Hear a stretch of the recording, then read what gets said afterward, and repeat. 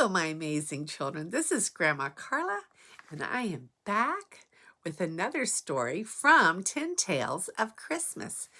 And tonight we're going to read Paddington's Christmas.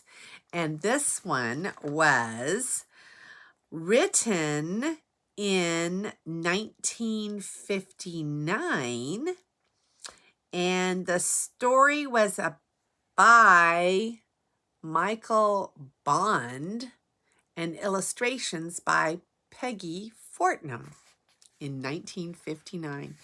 Now, Grandma Carla was born in 1958. So this was a while ago, wasn't it? Paddington's Christmas.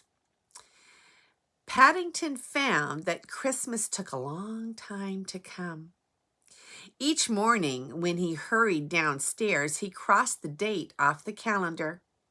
But the more days he crossed off, the farther away it seemed. However, there was plenty to occupy his mind. For one thing, the postman started arriving later and later in the morning. And when he did finally reach the Browns' house, there were so many letters to deliver, he had a job to push them all through the letterbox. Often, there were mysterious-looking parcels as well, which Mrs. Bird, the housekeeper, promptly hid before Paddington had time to squeeze them. A surprising number of the envelopes were addressed to Paddington himself, and he carefully made a list of all those who had sent him Christmas cards so that he could be sure of thanking them.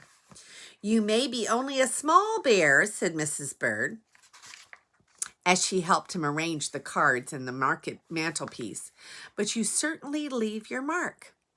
Paddington wasn't sure how to take this, especially as Mrs. Beard had just polished the hall floor. But when he examined his paws, they were quite clean. Paddington had made his own Christmas cards. Some he had drawn himself, decorating the edges with holly and mistletoe. Others had been made out of pictures cut from Mrs. Brown's magazines. But each one had the words, "A Merry Christmas and a Happy New Year," printed on the front. And they were signed Paddington Brown on the inside, together with his special paw mark to show that they were genuine. Paddington wasn't sure about the spelling of "A Merry Christmas." It didn't look at all right, but Mrs. Bird checked all the words in the dictionary for him to make certain. "I don't suppose many people get Christmas cards from a bear," she explained. "They'll probably want to keep them, so you ought to make sure they are right." One evening, Mr. Brown arrived home with a huge Christmas tree tied to the roof of his car. It was placed in a position of honor by the dining room window, and both Paddington and Mr. Brown spent a long time decorating it with colored lights and silver tinsel. Apart from the Christmas tree, there were paper chains and holly to be put up, and large colored bells made of crinkly paper. Paddington enjoyed doing the paper chains. He managed to persuade Mr. Brown that bears are very good at putting up decorations, and together they did most of the house, with Paddington standing on Mr. Brown's shoulders while Mr. Brown handed up the drawing pins. It came to an unhappy end one evening when Paddington accidentally put his paw on the drawing pin which he'd left on the top of Mr. Brown's head. When Mrs. Bird rushed into the dining room to see what all the fuss about, and to inquire why all the lights had suddenly gone out, she found Paddington hanging by his paws from the chandelier, and Mr. Brown dancing around the room, rubbing his head. But by then the decorations were almost finished, and the house had taken on quite a festive air. The sideboard was groaning under the weight of nuts and oranges, dates and figs, none of which Paddington was allowed to touch. And Mr. Brown had stopped smoking his pipe and was filling the air instead with the smell of cigars. The excitement in the Browns' house mounted until it reached fever pitch in a few days before Christmas, when Jonathan and Judy arrived home for the holidays. But if the days leading up to Christmas were busy and exciting, they were nothing compared to Christmas Day itself. The Browns were up early on Christmas morning, much earlier than they had intended. It all started when Paddington woke to find a large pillowcase at the bottom of his bed. His eyes nearly popped out with astonishment when he switched his torch on, for it was bulging with parcels, and it certainly hadn't been there when he'd gone to bed on Christmas Eve. Paddington's eyes grew larger and larger as he unwrapped the brightly colored paper around each present. A few days before, on Mrs. Bird's instructions, he had made a list of all the things he hoped to have given him and had hidden it up one of the chimneys. It was a strange thing, but everything on that list seemed to be in the pillowcase. There was a large chemistry set from Mr. Brown, full of jars and bottles and test tubes, which looked very interesting. And there was a miniature xylophone from Mrs. Brown, which pleased him no end. Paddington was fond of music, especially the loud sort, which was good for conducting, and he had always wanted something that he could actually play. Mrs. Bird's parcel was even more exciting, for it contained a checkered cap that he'd especially asked for and had underlined on his list. Paddington stood on the end of his bed, admiring the effect in the mirror for quite a while. Jonathan and Judy had each given him a travel book. Paddington was very interested in geography, being a much-traveled bear, and he was pleased to see that there were plenty of maps and colored pictures inside. The noise from Paddington's room was soon sufficient to waken both Jonathan and Judy, and in no time at all the whole house was in an uproar, with wrapping paper and bits of string everywhere. "I'm as patriotic as the next man," grumbled Mr. Brown, "but I draw the line when bears start playing the national anthem at 6 o'clock in the morning, especially on a xylophone." As always, it was left to Mrs. Bird to restore order. "No more presents until after lunch," she said firmly. She had just tripped over Paddington on the upstairs landing, where he was investigating his new chemical outfit, and something nasty had gone in one of her slippers. "It's all right, Mrs. Bird," said Paddington, consulting his instruction book. "It is only some iron filings. I don't think they're dangerous."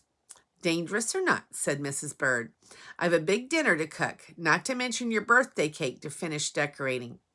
Being a bear, Paddington had 2 birthdays each year, one in the summer and one at Christmas, and the Browns were holding a party in his honor to which Mr. Gruber had been invited. After they'd had breakfast and been to church, the morning passed quickly, and Paddington spent most of his time trying to decide what to do next. With so many things from which to choose from, it was difficult. He read some chapters from his books and made several interesting smells and a small explosion with his chemistry set. Mr. Brown was already in trouble for having given it to him, especially when Paddington found a chapter in the instruction book headed "Indoor Fireworks." He made himself a never-ending snake, which wouldn't stop growing and frightened Mrs. Bird to death when she met it coming down the stairs. "If you don't watch out," she confided to Mrs. Brown, "we shan't last over Christmas. We shall ever be blown to smithereens or poisoned. He was testing my gravy with some litmus paper just now." Mrs. Brown smiled. "It's a good job Christmas only comes once a year," she said, and she helped Mrs. Bird with the potatoes. "It isn't over yet," warned Mrs. Bird. Fortunately, Mr. Gruber arrived at that moment, and some measure of order was established before they all sat down to dinner. Paddington's eyes glistened as he surveyed the table. He didn't agree with Mr. Brown when he said that all looked too good to eat. All the same, even Paddington got noticeably slower towards the end when Mrs. Bird brought in the Christmas pudding. "Well," said Mr. Gruber, a few minutes later as he sat back and surveyed his empty plate, "I must say that's the best Christmas dinner I've had for many a day. Thank you very much indeed." "Hear, hear," agreed Mr. Brown. "What do you say, Paddington?" It was very nice, said Paddington, licking some cream from his whiskers, except I had a bone in my Christmas pudding. You what? Exclaimed Mrs. Brown. Don't be silly. There are no bones in Christmas pudding. I had one, said Paddington firmly. It was all hard and it stuck in my throat. Good gracious, exclaimed Mrs. Bird, the sixpence. I always put a piece of silver in the Christmas pudding. What? Said Paddington, nearly falling off his chair. A sixpence? I've never heard of a sixpence pudding before. Quick, shouted Mr. Brown, rising to the emergency. Turn him upside down. Before Paddington could reply, he found himself hanging head downwards while Mr. Brown and Mr. Gruber took turns to shake him. The rest of the family stood round watching the floor. It's no good, said Mr. Brown after a while. It must have gone too far. He helped Mr. Gruber lift Paddington into an armchair, where he lay gasping for breath. I've got a magnet upstairs, said Jonathan. We could try lowering it down his throat on a piece of string. I don't think so, dear, said Mrs. Brown in a worried tone of voice. He might swallow that, and then we should be even worse off. She bent over the chair. How do you feel, Paddington? Sick, said Paddington in an aggrieved tone of voice. Of course you do, dear, said Mrs. Brown. It's only to be expected. There's only one thing to do. We shall have to send for the doctor. Thank goodness I scrubbed it first, said Mrs. Bird. It might have been covered with germs. But I didn't swallow it, gasped Paddington. I only nearly did. Then I put it on the side of my plate. I didn't know it was a sixpence because it was all covered with Christmas pudding. Paddington felt very fed up. He'd just eaten one of the best dinners he could ever remember, and now he'd been turned upside down and shaken without even being given time to explain. Everyone exchanged glances and then crept quietly away, leaving Paddington to recover by himself.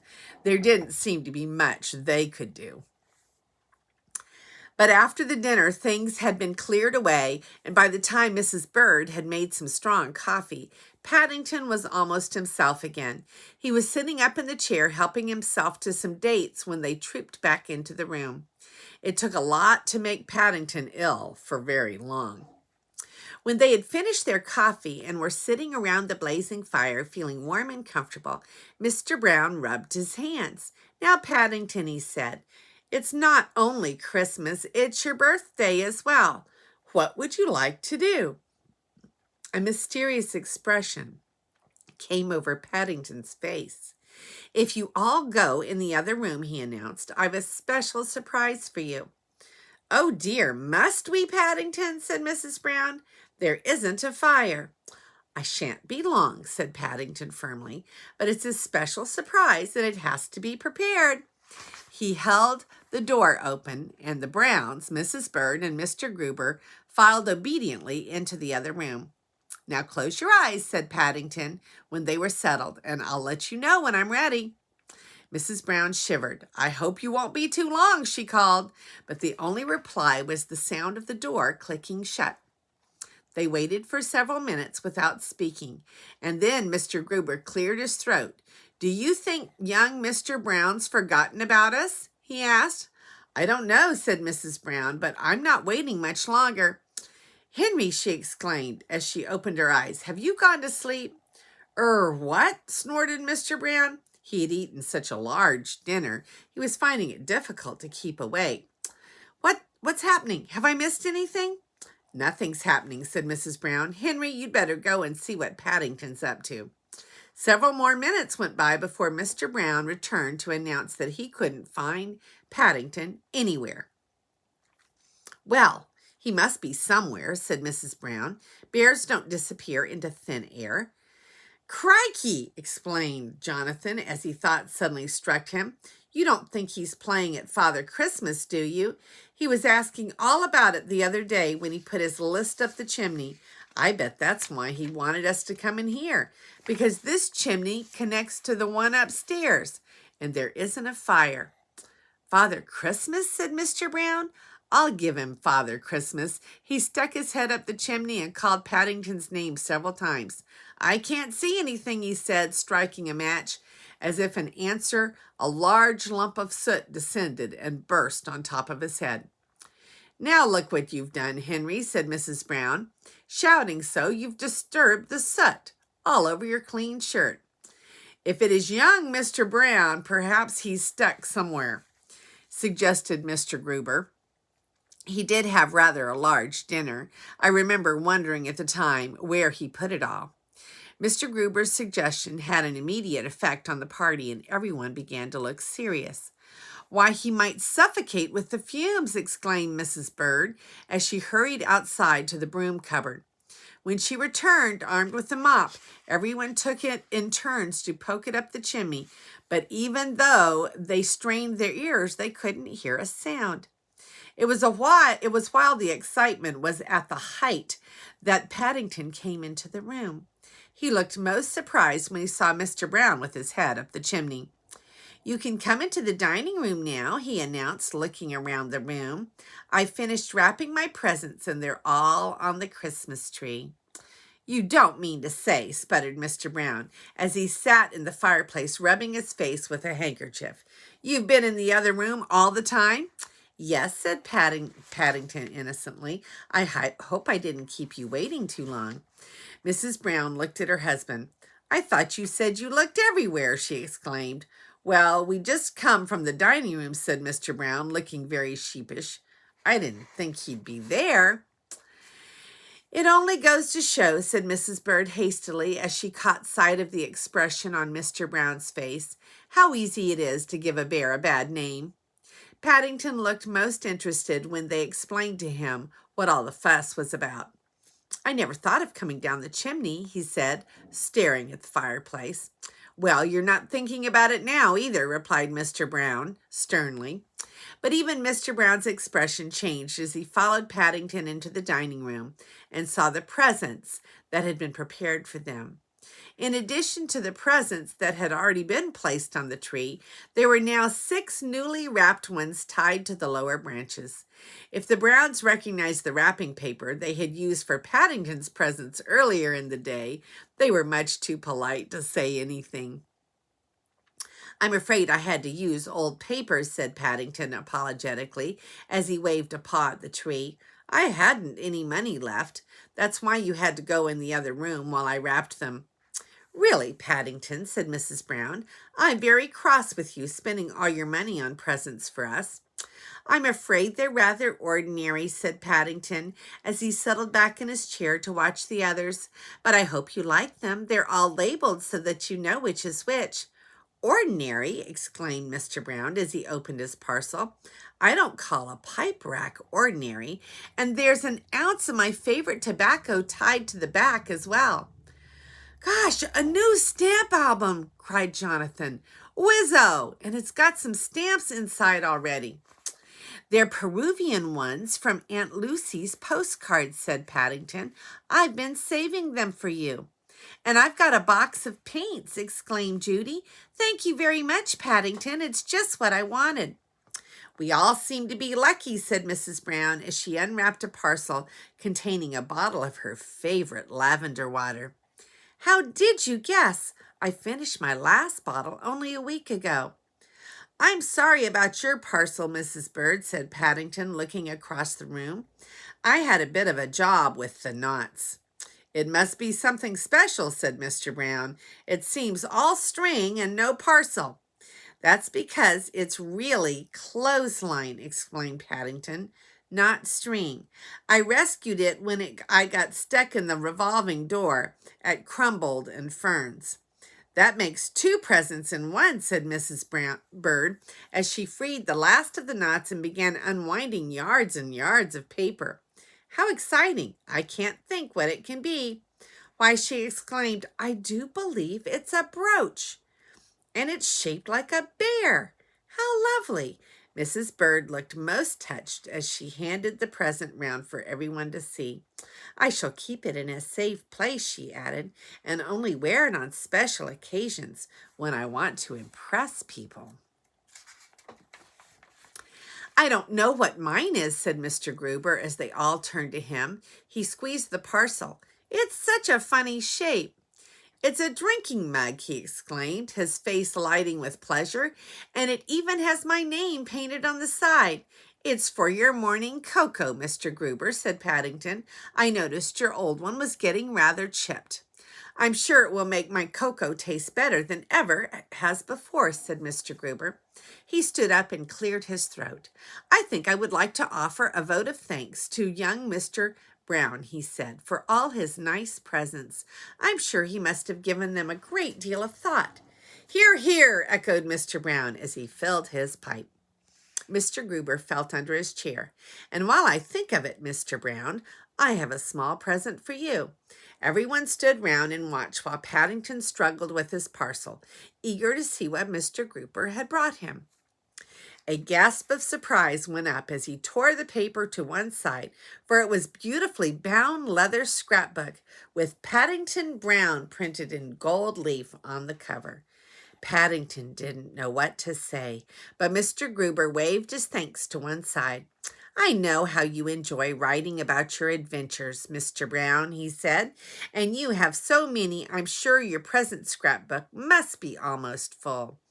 It is, said Paddington earnestly, and I'm sure I shall have lots more.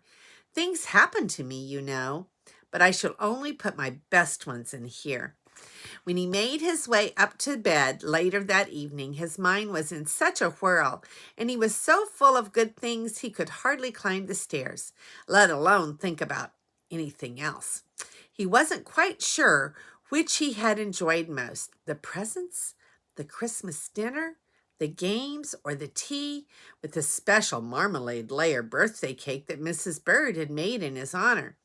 Pausing on the corner halfway up, he decided he had enjoyed giving his own presents most of all. And that was a story by Michael Bond. And let me show you the pictures. There's Paddington Bear as he's getting ready to get out of bed. He's reading in bed. There he is looking at his sack of presents.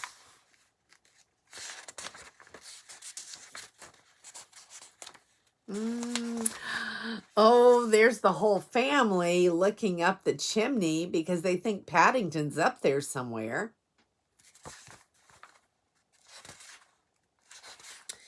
And there's Paddington in a really tall nightcap as he's going up to bed, thinking about all the wonderful things that happened at Christmas. But he liked giving his presents most of all. This is Grandma Carla, and I love you.